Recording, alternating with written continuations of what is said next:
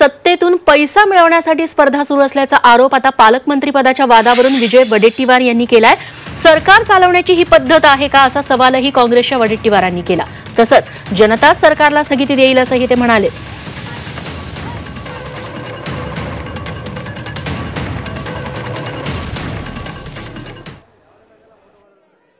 सगळी परिस्थिती पाहून आता सरकारलाच जनता स्थगिती देईल असं मला वाटायला लागलंय। काय चाललंय सावळा गोंधळ, काय ड्रामा चाललाय। इतके सगळे तुम्हाला मोठ्या प्रमाणात मॅन्डेट मिळाला, बहुमत मिळाला।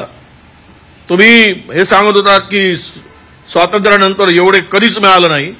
हा काय अशी सरकार चालवण्याची पद्धत आहे? आपसातले मतभेद इतके वाढलेत केवळ सत्तेसाठी, खुर्चीसाठी आणि त्यातून पैसे मिळवण्यासाठी ही स्पर्धा चालली आहे। ही स्पर्धा महाराष्ट्राला शर्मेनं मला असं वाटतं की मान खाली घालावी।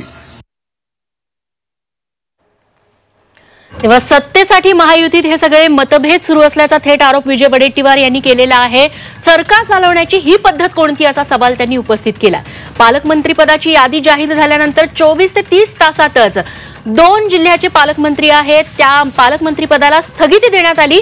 नाराजी आहे त्या जिल्ह्यांवरती शिवसेनेनं दावा ठोकलाय, नाशिक आणि रायगड जिल्ह्यावरती अशी माहिती मिळतेय। त्यामुळे सत्तेत असूनही मंत्रिपद मिळूनही पालकमंत्री पदावरूनही आता महायुतीत वाद असल्याचं दिसतंय आणि त्यावरून आता विरोधकांनी सत्ताधाऱ्यांवर निशाणा साधलाय।